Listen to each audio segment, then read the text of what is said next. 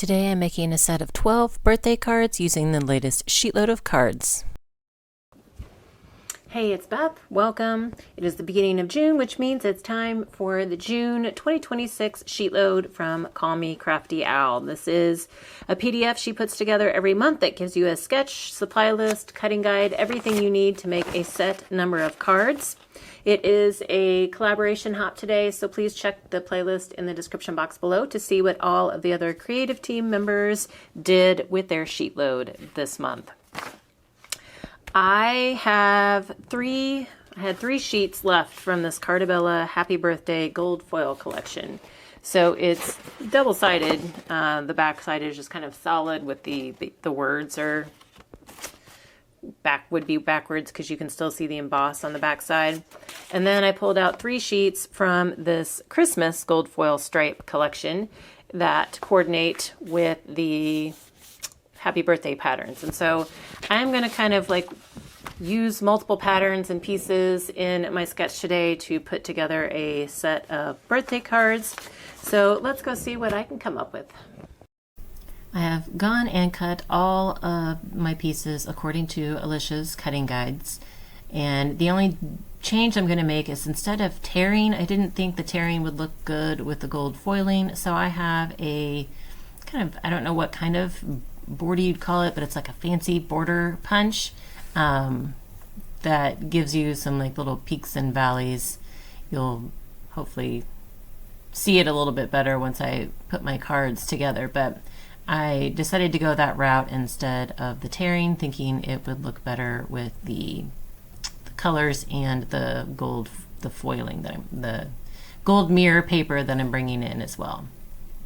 And then instead of the kind of rounded, like window kind of element, I did not have anything to cut that, and so I went with these partially rounded rectangles. I don't know what you want to call them. It's an old set from Scrapping for Less that I had, but I didn't have like an in-between layer, and so I just used my trimmer to cut down some cardstock for the in-between layer and then rounded the opposite corners to fit.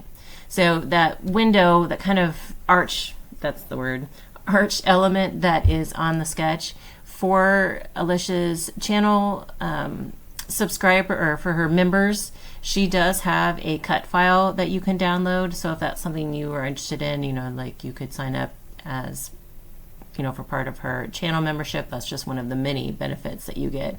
I haven't used these dies in a while, and I'd been kind of looking for a way to use them, so I just thought I would go that route this time. Alicia's video, the PDF for SheetLoad is free, and I will have a link in the description box below for Alicia's video where she introduces it to you and tells you how you can get it. All she asks is that you be a subscriber to her channel. If you love her SheetLoads, she also has channel memberships where you can support all of her hard work and gain access to benefits such as, free cut files when they're available. The biggest thing that you can get access to is archives of all of the SheetLoad sketches, because after 2 years they do go into what she calls the vault, and they are no longer free to access. So I am putting my cards together here, kind of assembly line style, like working by color a little bit, but also in an assembly line. And I thought about mixing and matching the colors and the patterns, but I didn't love it, so I just decided to stay with the same, color family, but just kind of mix the patterns between the colors. And then I also decided to add in this gold strip here. I had some of that gold mirror cardstock left anyway, and that white space was bothering me. So I did not have enough. I thought about adding gold card mats to all of the cards, and then I wouldn't have had to do this, but I didn't have enough of the gold cardstock, so I just decided to add in this little stripe detail, and then we'll add my focal point layers on top of that.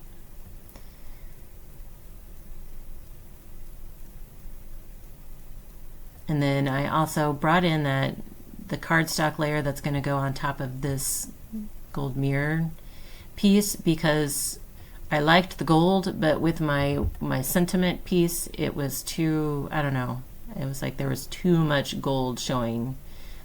That also bothered me. Apparently I was very picky when I was making these cards. And I almost forgot to put my cardstock layer on.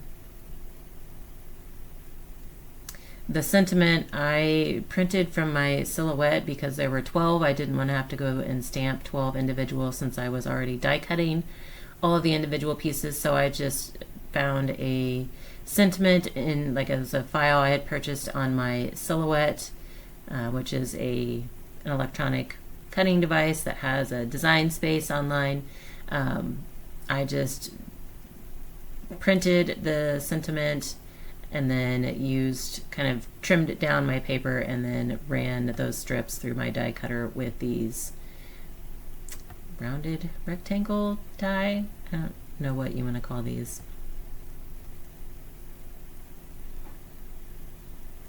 And then that little strip that goes across the sentiment piece, I had to shorten mine a little bit from Alicia's cutting guide just because my focal element was smaller, ended up being smaller than what was on her sketch. So if ever you are, working through her SheetLoad sketches and you don't have the shape that she calls for, you have flexibility to change it. Use what you have. You could have done an oval. An oval would have looked nice here as well, or a circle, or plain rectangle, square, or just done an ephemera piece.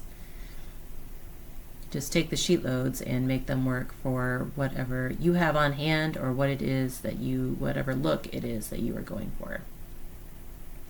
I just thought I would take these and since we're making 12 cards today, I thought I would take these and divide them up into 2 sets of 6, like 3 or 2 of each of the colors in each grouping of 6, and sell them at our craft fairs as birthday card sets. I've made birthday sets with these papers before in the past, and they've always sold really well, and then I kind of forgot about them, so decided to dig them out and give them a try. It's got a little bit of a, I don't want to say glam, but a little sophistication, I guess, to the birthday cards.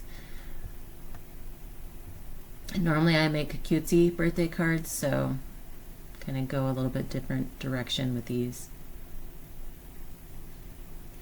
Get this last little strip on, and then I had like a little strip of the birthday paper left and then some of the striped paper left, so I did cut some strips to add to the insides of all of my cards as well. So I will go ahead and do this. And I did have some paper left over, but I think I'm going to create more sets of these, so hopefully I can use up those 6 sheets and not have any scraps left over after I make. I think I can make at least one more set of the full sheet load, so I would have another 12.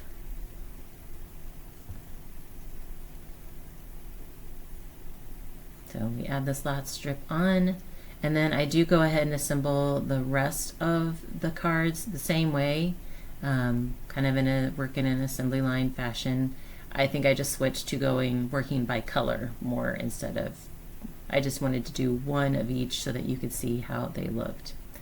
And then here are my completed cards. Be sure to check out the links in the description box below for Alicia's video and the playlist. Thank you so much for your time, and hope you all have a very crafty day.